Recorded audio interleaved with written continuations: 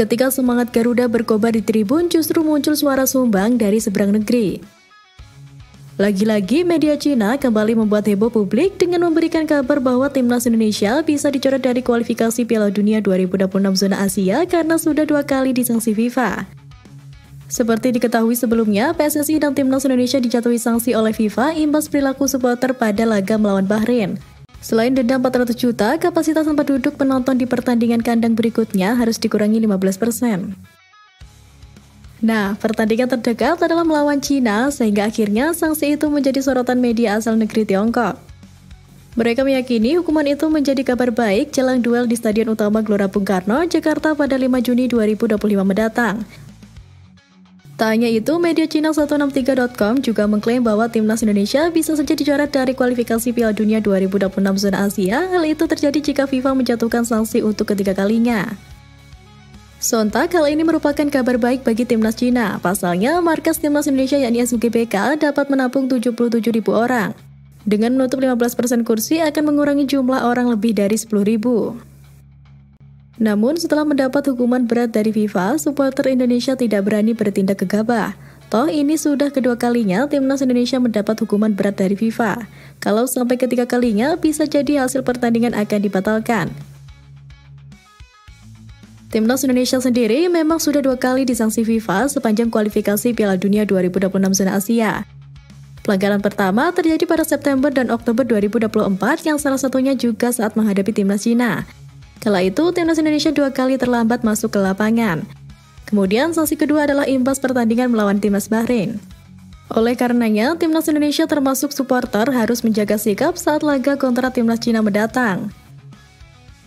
Dan ironisnya, sebelum menyudutkan, Cina justru sempat menunjukkan sikap yang jauh dari sportivitas. Cina juga sempat bikin ulah lambang Garuda diturunkan paksa tanpa respek. Insiden itu terjadi saat timnas Indonesia bertamu ke Qingdao Stadium pada lanjutan putaran ketiga kualifikasi Piala Dunia 2026 tahun lalu.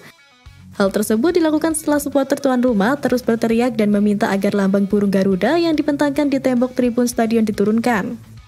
Tidak bisa berbuat banyak karena kalah jumlah, para supporter timnas Indonesia pun dengan berat hati menurunkan lambang burung Garuda yang mereka pasang. Sayangnya lagi, Marcelino Ferdinand dan rekan-rekan gagal membungkam publik tuan rumah di laga tersebut. Timnas Indonesia begitu kerepotan menghadapi gempuran Cina hingga dipaksa menyerah dengan skor akhir 2-1. Pada 5 Juni nanti, gantian timnas Indonesia yang akan menjamu Cina di Stadion Utama Gelora Bung Karno. Semoga kali ini yang diturunkan bukan lagi bendera, tapi hujan gol ke gawang lawan. Para supporter tanah air pun mengklaim siap balas dendam atas perlakuan supporter Cina di Qingdao Stadium Oktober lalu. Dan gak cuma itu, media Cina juga memberikan prediksi mengejutkan. Salah satu media Cina, Sohu, memprediksi Zhang Yuning dan rekan-rekannya akan lebih mudah menang atas Indonesia ketimbang Bahrain. Tapi dari rasa sakit itu, lahirlah semangat balas dendam dengan cara yang elegan.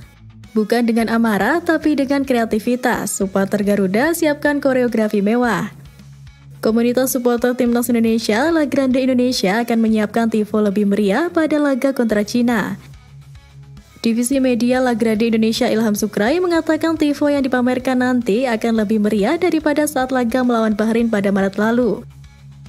Namun, kata Ilham Sukrai, La Grande Indonesia masih merahasiakan tifo spesial yang akan dipamerkan pada laga timnas Indonesia versus Cina nanti. Kebayang sih gimana? Pasti ada unsur kejutan. Di sisi lain, Ilham memberi sedikit bocoran bahwa tifo melawan Cina akan mempertahankan konsep yang mereka bawa seperti saat melawan Bahrain, termasuk penggunaan bendera. Tifo dengan latar Kartins Piramid yang menjadi puncak tertinggi Gunung Jayawijaya itu melambangkan bahwa timnas Indonesia ingin menggapai puncak tertinggi. Lalu terdapat detail di sayap Garuda yang menampilkan corak dari batik khas dari Sabang hingga Merauke. Maknanya, perjalanan Garuda mendapatkan dukungan dari masyarakat Indonesia. Selain itu, dada Garuda yang bertuliskan angka 45 mengusung filosofi sejarah mengenai perjuangan pahlawan Indonesia yang membawa bangsa ini meraih kemerdekaan pada 1945. Detail lainnya yakni terdapat bulan biru yang melambangkan sebuah momen bersejarah dan sangat jarang sebelumnya terjadi. Kurang lebih konsepnya mirip dengan saat melawan Bahrain. Namun mungkin akan ada beberapa detail dan kejutan baru yang disiapkan khusus untuk menciptakan atmosfer yang lebih emosional dan membakar semangat para pemain di lapangan. Jadi kita tunggu saja bagaimana kejutan visual dari La Grande Indonesia akan kembali menyulut euforia di stadion. Sebelumnya, Tifo Garuda Show Your Dignity yang membentang dalam laga Timnas Indonesia versus Bahrain pada Maret lalu sempat menjadi sorotan dunia. FIFA langsung memberikan penghargaan untuk koreografi yang ditampilkan dalam pertandingan tersebut. Penghargaan itu membuktikan bahwa kreativitas, loyalitas, dan semangat juang supporter Indonesia telah diakui di level dunia. Tayangan pertandingan tersebut disiarkan di 78 negara dan cuplikannya langsung viral di media sosial. Presiden FIFA, Gianni Infantino, secara langsung mengakui bahwa koreografi Garuda Raksasa di GBK adalah yang terbaik sepanjang tahun 2025. Menurutnya, koreografi ini tidak hanya memukau secara visual, tetapi juga memiliki makna yang mendalam dalam membakar semangat tim. Ini adalah contoh bagaimana sepak bola bisa menghadirkan seni dan semangat nasionalisme dalam satu momen yang epik. Hal ini membuktikan bahwa supporter Indonesia bukan hanya memberikan dukungan, tetapi juga menjadi faktor psikologis yang mampu melemahkan mental lawan. Dengan penghargaan dari FIFA, supporter Indonesia kini diakui sebagai salah satu yang terbaik di dunia. Pertama, Timnas Indonesia di Bali bukan sekedar pemanasan. Di balik keringat yang bercucuran, ada racikan strategi baru dari pelatih Alex Pastor yang langsung mencuri perhatian. Bukan strategi biasa, Pastor nampaknya datang dengan misi yang gak main-main. Sosok Stefano Lillipali, gelandang serang milik Borneo FC itu tak hanya kembali ke pangkuan timnas. Lebih dari itu, supporter Garuda juga siapkan kejutan untuk Patrick Kluivert. Tugas itu bukan sekedar menyiapkan hadiah untuk Patrick Kluivert jika timnas Indonesia bisa mengalahkan Cina di Stadion Utama Gelora Bung Karno pada Juni nanti. Namun sebelum itu, La Grande menilai Patrick Kluivert perlu menunjukkan prestasi terlebih dahulu akan menentukan apakah ia tersebut disampaikan oleh Ilham Sukrai dari divisi media La Grande Indonesia dalam podcast dikenal sebagai pemain kreatif dengan visi permainan yang tajam. Pastor tak memberi kelonggaran kasih saja kemenangan. Supporter paling setia dukung timnas, tapi kalau pelatih datang ganti terus, ia harus buktiin dulu bermain dengan intensitas tinggi. Ketika ditanya kapan nama Kluivert akan mendapatkan dari tribun penonton, Ilham menyatakan bahwa hal tersebut terjadi secara spontan dan tak bisa direncanakan. Di lini tengah. Nyanyian untuk pelatih sebelumnya Sintayong pun juga spontan. Tidak mungkin ia menjadi salah satu kunci taktik rotasi Kluivert. La Grande Indonesia yang disampaikan pada 8 Januari lalu tak lama setelah Kluivert titik awal strategi baru di bawah duo Kluivert dan Pastor. Dalam pernyataannya saat itu, La Grande menuntut agar timnas langsung lolos ke Piala Dunia 2026 dengan finish sebagai runner-up ini menyadari bahwa laga bulan Juni sangat penting untuk Ilham. Desakan itu logis karena pergantian pelatih biasanya diiringi dengan pendekatan target ke Jepang. Oleh menegaskan bahwa mereka tidak gentar untuk menatap pertandingan terakhir. Kemenangan akan coba dikejar saat melawan Cina dan Jepang nanti. Menurutnya, ini jadi target realistis karena mereka membawa misi untuk bisa lolos ke Piala Dunia. Butuh perjuangan ekstra keras agar misi tersebut bisa dilewati dengan baik. Tak sendirian, semangat membara juga datang dari Tom Hype.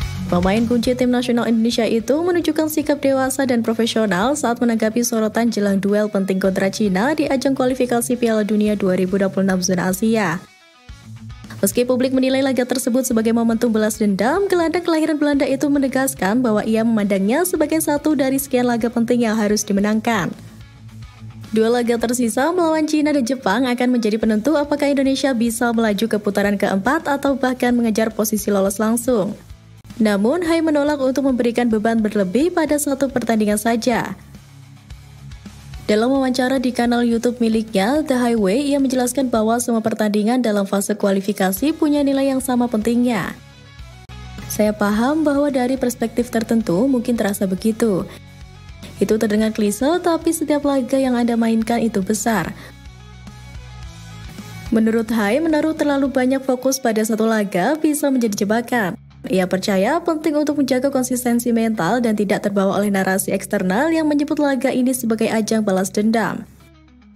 Dengan pendekatan profesional itu, Hai justru memberi sinyal bahwa timnas Indonesia harus tetap tenang dan fokus, bukan terbawa suasana. Ia mengingatkan bahwa target utama adalah lolos ke Piala Dunia, dan itu tak bisa dicapai dengan menganggap satu laga lebih besar dari yang lain. Dan jelang laga krusial tersebut, bukan cuma warga plus 62 yang semangat. Legenda Manchester United juga ikut-ikutan yakin timnas bisa lolos ke Piala Dunia. Pria bernama lengkap Wesley Michael Brown mendatangi Indonesia dalam rangka kunjungan ke gerai Adidas di Pacific Place, Jakarta pada Minggu kemarin. Di sela kegiatan meet and greet bersama fans, ex-defender Man United menjawab pertanyaan seputar timnas Indonesia dari awak media. Brown menyinggung agenda sang Garuda di kualifikasi Piala Dunia 2026. Dia 45 tahun yang membela Setan Merah pada 1997 sampai 2011 itu juga memberikan sedikit nasihat untuk skuad asuhan Patrick Kluivert yang sedang merajut mimpi ke pentas terakbar dunia. Bek timnas Inggris di Piala Dunia 2002 tersebut mengungkap opini dan pengalamannya dengan sosok Kluivert. Pertama, dia memang pemain yang hebat. Saya pernah melawannya beberapa kali, ucap Brown. Data Transfermarkt merekam duel Brown versus Kluivert memang pernah terjadi 4 kali. Bentrokan pertama muncul di laga uji coba internasional antara Inggris versus Belanda pada 2001. 3 duel selebihnya adalah partai Man United versus Newcastle di Liga Inggris dan Piala FA musim 2004-2005. Brown mengaku tidak mengenal Kluivert lebih jauh, termasuk soal rekam jejaknya sebagai pelatih. Namun, ia memiliki firasat bagus bahwa mantan penyerang Barcelona itu bisa melakukan hal positif bagi timnas Indonesia. Peluang timnas Indonesia merebut tiket langsung ke Piala Dunia 2026 memang masih terjaga. Namun, jalan menuju mimpi itu tak semudah membalikan tangan.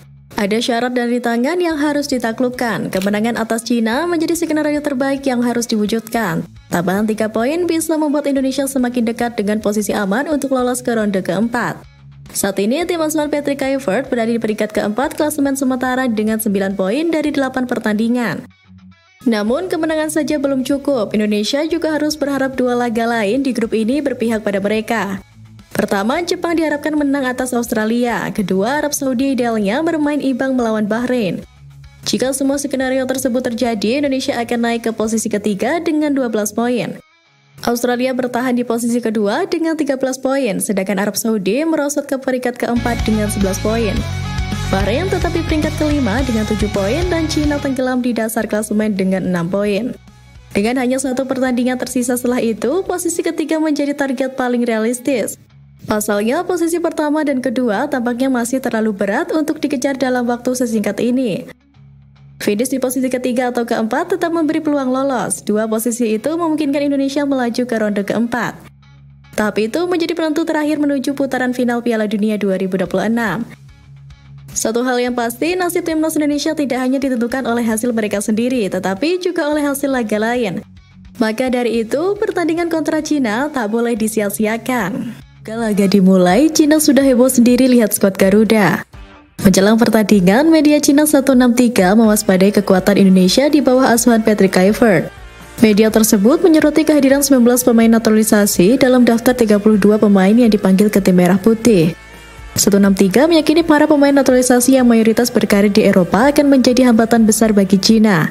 Oleh karena itu, 163 menilai akan sulit bagi Cina untuk mendapatkan poin di kandang Indonesia. Timnas Indonesia memanggil 19 pemain naturalisasi asal Belanda, akan sulit bagi Cina untuk mendapatkan poin di kandang Indonesia, tulis media Cina tersebut. Di antara para pemain naturalisasi di skuad Garuda saat ini, hampir semuanya berasal dari Belanda. Kehadiran pemain-pemain dari negeri kincir angin membuat aroma Belanda semakin kental di timnas Indonesia. Terlebih, jajaran kepelatihan juga sebagian besar dihuni oleh para profesional dari Belanda. Berkaca dari itu, 163 menyebut timnas Indonesia sudah tidak bisa disebut sebagai tim dari Asia Tenggara. Menurutnya, Indonesia lebih cocok dianggap sebagai tim dari Belanda. Nah, kayak yang udah-udah, kalau biasanya sih bela timnya sendiri ya, tapi kali ini mereka malah nyerang pelatihnya sendiri. Waduh, mulai drama nih. 2 minggu sebelum pertandingan, pelatih timnas Cina Branko Ivankovic merilis daftar pemain yang berisi 27 nama dengan perincian 3 kiper, 9 bek, 7 gelandang, dan 8 penyerang. Namun, jumlah penyerang menimbulkan pertanyaan. Sohu menilai jumlah penyerang tidak mencerminkan keseriusan Ivankovic meladeni tim Merah Putih. Mereka mengabaikan pertahanan dan membawa 8 pemain depan dengan 7 memenangkan pertandingan lewat cara ofensif. Posisi Cina benar-benar di ujung tanduk karena saat ini menjadi penghuni juru kunci grup C dengan 6 poin. Kekalahan dari Indonesia bakal mengubur impian ke Piala Dunia, begitu pula jika seri. Udah nyalahin pelatihnya sendiri, media Cina juga sempat-sempatnya nuduh yang aneh-aneh. Media Cina Sohu menuduh AFC menguntungkan timnas Indonesia perkara pemilihan wasit. Mereka menduga pihak asosiasi lebih ingin skuad Garuda lolos ke babak selanjutnya di kualifikasi Piala Dunia 2026 zona Asia.